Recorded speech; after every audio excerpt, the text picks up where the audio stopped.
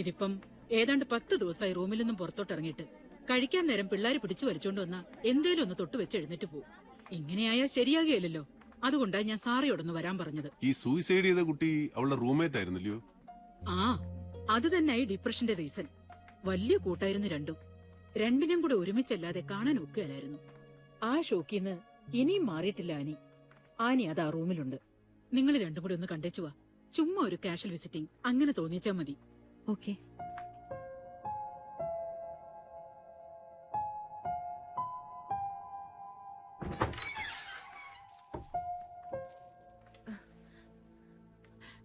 ഇത് എന്നാ കോലവാടി? ഓ, നല്ല സുഖമില്ലായിരുന്നു. ഇതെന്നെ രണ്ടാളും കൂടെ. നിന്നെ ഒന്ന് കാണാൻ. ചുമ്മാ കാണാനല്ല, നീ ഇവിടെ കുറച്ചു ദിവസമായിട്ട് നിരാഹാരവൃതവും മുറിയടച്ച് കുത്തിരിപ്പൊക്കെയാണെന്ന് നിന്റെ വാർഡനമ്മച്ചി പറഞ്ഞു. അതിന്റെ നിജസ്ഥിതി ഒന്ന് അറിയാൻ വന്നതാ. എന്നതാ ഉദ്ദേശം? ക്ലോസ് ഫ്രണ്ട് ഹോസ്റ്റൽ ബിൽഡിംഗിന്റെ ടെറസിൽ നിന്ന് ചാടി മരിച്ച കഥയൊക്കെ അറിയാം.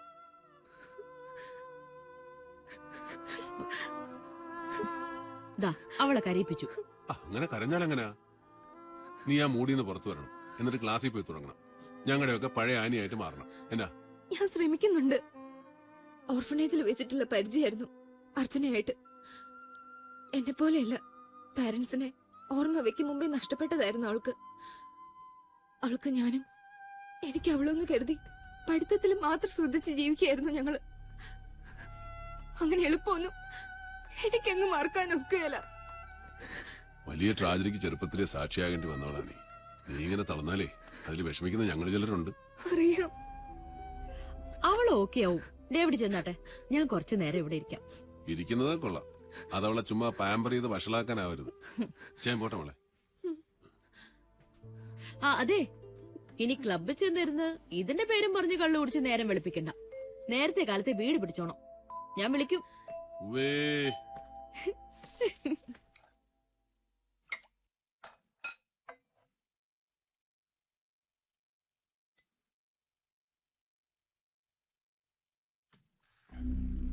ബെന്നി, നിന്റെ പേര് അനൗൺസ് ചെയ്യുമ്പോ സ്പ്രെഡ് ചെയ്യാൻ സാധ്യതയുണ്ട് ഒരു സ്കാൻഡൽ.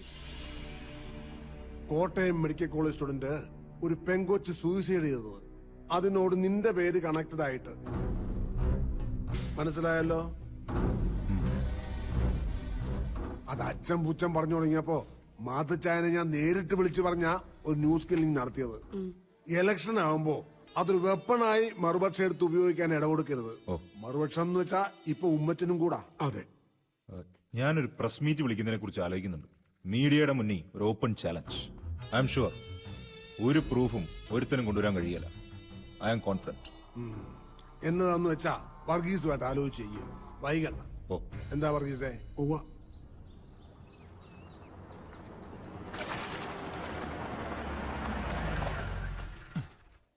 എന്നാടാ? ഇരി, ഞാനിപ്പോ വരാം. എനിക്ക് ക്ലബിൽ ചെന്നിട്ട് അർജന്റ് കാര്യമുള്ള പോവാന്നേ.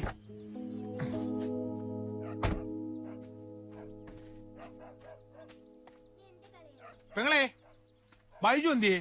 ആ, കാലത്തെ പോയായിരുന്നു. കാലത്താ?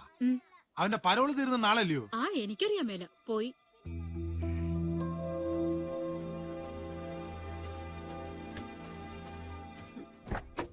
എവിടെ പോയടാ? നമ്മുടെ ചുണ്ടൻ ബൈജു മണിപ്പുഴ തങ്കച്ചനെ കൊന്നേ. അവൻ പരോള് തീർന്ന് നാളെ ജയിലിലേക്ക് പോകാന്ന കേട്ടെ. എനിക്കൊരു മരുന്ന് അച്ചായന്റെ അപ്പച്ചനും കൊടുത്തേക്കണ്ടായിരുന്നു. നാളെ പരോള് തീരുന്നവൻ ഇന്നേ മുങ്ങിയത് എന്തിന്? അവന് ജയിലിലെ മീൽസ് അത്രയ്ക്ക് പിടിച്ചു കാണും. നീ വണ്ടി എടുക്കടാ. പോക്കെ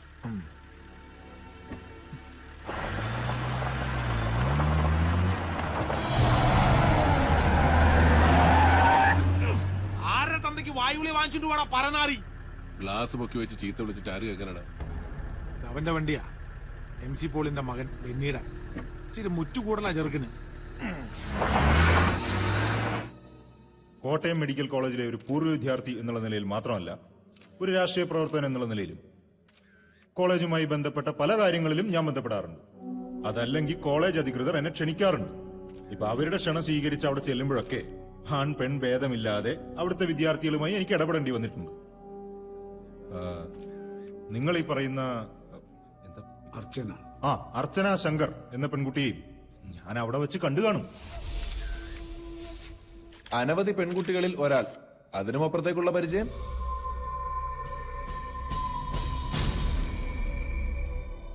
സുഹൃത്തെ, ഈ ചോദ്യവും ഒരു മാധ്യമ പ്രവർത്തകന്റെ ജിജ്ഞാസയും, കേൾക്കാൻ ആഗ്രഹിക്കുന്ന ഒരു ഉത്തരം, അതല്ലെങ്കിൽ പറയുന്ന മറുപടി ഇന്ന് വേണ്ട മറുപടി ഉണ്ടാക്കിയെടുക്കാനുള്ള നിങ്ങളുടെ ഈ സ്കിൽ, ഒരു പൊതുപ്രവർത്തകന്റെ ജീവിതം ഇത്തരത്തിലുള്ള ചെളിവാരിയറിയലുകളൊക്കെ സഹിക്കാൻ ബാധ്യസ്ഥമാണ്.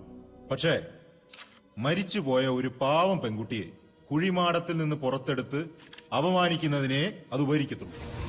And I repeat, I don't know that girl personally.